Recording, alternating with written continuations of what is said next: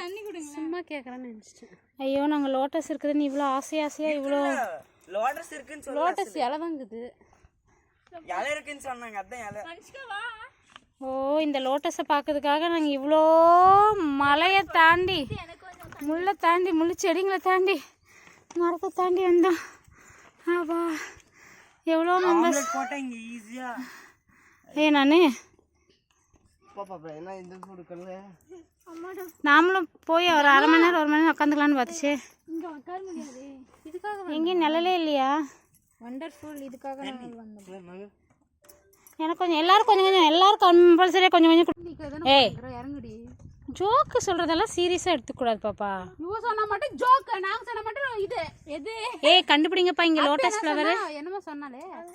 Joke சொன்னா மட்டும் கூட சித்தி கோவம் பண்ணிக்குது. இந்த குட்டி மட்டும் சித்தி வா. ஏய் ரிச்சரன்